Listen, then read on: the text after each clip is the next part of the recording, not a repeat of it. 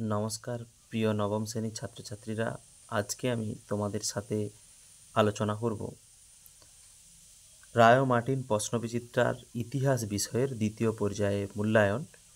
আমি তোমাদের সাথে আলোচনা করছি তার school Coochbehar Ramhola high school HS MCQ SCQ আলোচনা করছি, তোমরা ভালো করে দেখে নাও।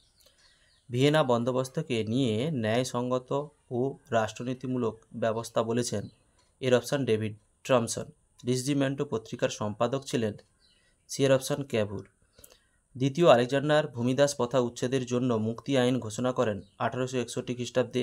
এর অপশান 19 ফেব্রুয়ারি। সেফটি ল্যাম্প আবিষ্কার করেন ডির অপশান হামফ্রে ডেভি। নানকিং এর সন্ধি স্বাক্ষরিত হয় বির অপশান 1842 খ্রিস্টাব্দে। কমিউনিস্ট ইস্তাহার রচনা করেন ডির অপশান মার্কস ও কার্ল মার্কস ও অ্যাঞ্জেলেস। রাশিয়ার জনপ্রতিনিধি সভা হল ডির অপশান ডুমা।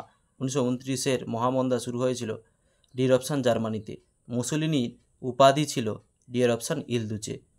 প্রথম জার উপাধি গ্রহণ করেছিলেন বিয়ের অপশান চতুর্থ আইভান। এক কথায় উত্তর দাও। দ্য মেকিং অফ ন্যাশনালিজম গ্রন্থটি কে লিখেছিলেন? 1917 খ্রিস্টাব্দে রবীন্দ্রনাথ ঠাকুর। তোমরা লিখে নাও। ত্রিশক্তি আঁতাত কত খ্রিস্টাব্দে গঠিত হয়? 1907 খ্রিস্টাব্দে।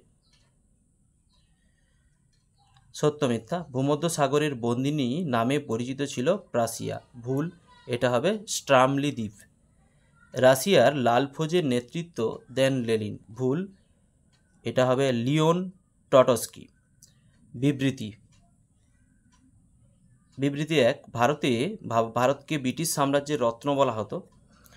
ব্যাখ্যা 3, ভারতের ব্রিটিশ বাণিজ্যিক স্বার্থ সুরক্ষিত ছিল। বিবৃতি 2, কাল্পনিক সমাজতন্ত্রীরা মনে করতেন যে সকলের সম্পত্তির ওপর মালিকানা থাকা উচিত। ব্যাখ্যা 2, তারা নিজেদের সমাজতন্ত্রের সমর্থক ছিলেন।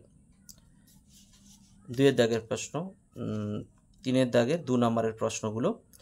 মেটার্নিক ব্যবস্থা বলতে কি বোঝো?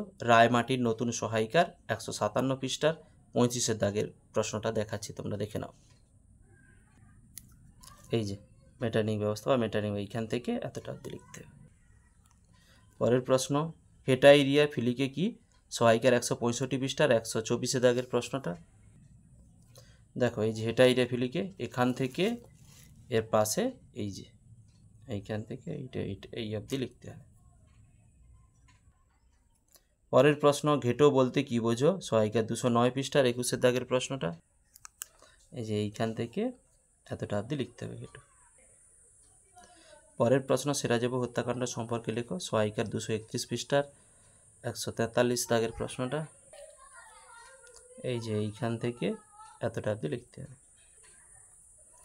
14 দফা দাবি কে কি উদ্দেশ্যে ঘোষণা করেন? 264 পৃষ্ঠা সহায়িকার। এই যে লিখতে হবে উড্রো উইলসন, তার উদ্দেশ্যগুলি এই যে কোনো দুটো লিখে দিলেই চলবে।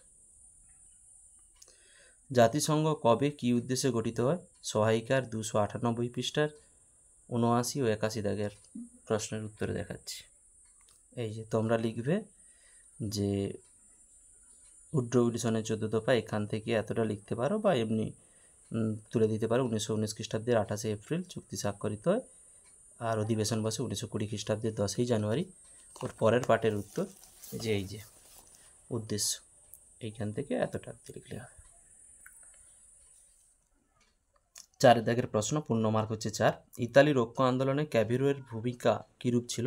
সহায়িকার 146 পৃষ্ঠা 30-এর দাগে দেখো। এইখান থেকে পুরোপুরি এই অবধি লিখতে হবে। ঔপনিবেশিক প্রতিদ্বন্দ্বিতায় আফ্রিকা ব্যবচ্ছেদ কীভাবে ঘটে তা বর্ণনা করো। 216 পৃষ্ঠার 44 দাগের প্রশ্নটা এই যে দেখো, এইখান থেকে লিখবে। চীন ব্যবচ্ছেদ লিখে দেবে না, আফ্রিকা ব্যবচ্ছেদটা লিখে দেবে। ঠিক আছে, লিখে দিলেই হয়ে যাবে।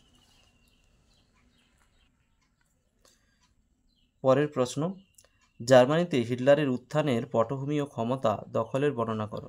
সহায়িকার 345 পৃষ্ঠার 20 ও 21-এর দাগের প্রশ্নটা দেখাচ্ছি, দেখো। এই যে এইখান থেকে পুরোপুরি এই অবধি লিখবে, তারপরে পাশের পৃষ্ঠা এই এতটা অবধি লিখতে হবে তোমাদের। 5-এর দাগের প্রশ্ন, পূর্ণ মার্ক হচ্ছে 8। ফ্রান্সে ফেব্রুয়ারি বিপ্লবের কারণ লেখো, এই বিপ্লবের গুরুত্ব লেখো। সহায়িকার 127 পৃষ্ঠার 7-এর দাগের এই যে এইখান থেকে লিখবে পুরোপুরি ওই কোশ্চেনটা শেষ অবধি, এই যে গুরুত্ব। পরের প্রশ্ন, রক্ত ও লৌহনীতি বলতে কী বোঝো? সহায়িকার 148 পৃষ্ঠায় 36 দাগের প্রশ্নটা। এই যে এইখান থেকে লেখা শুরু করবে পুরোপুরি এই অবধি, পাশের পৃষ্ঠার এই অবধি লিখবে।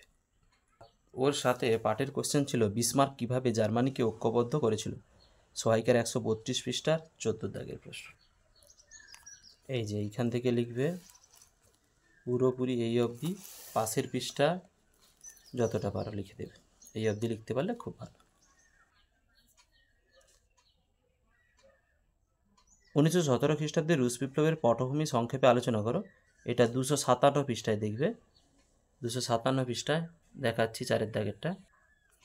এই যে এইখান থেকে পুরোপুরি পাশের পৃষ্ঠার এই অবধি লিখলেই কমপ্লিট হবে। ভিডিওটি শেষ অবধি দেখার জন্য অতীতের ইতিহাস চ্যানেলের পক্ষ থেকে সবাইকে অসংখ্য ধন্যবাদ। ফিরে আসছি পরের ব্লগে।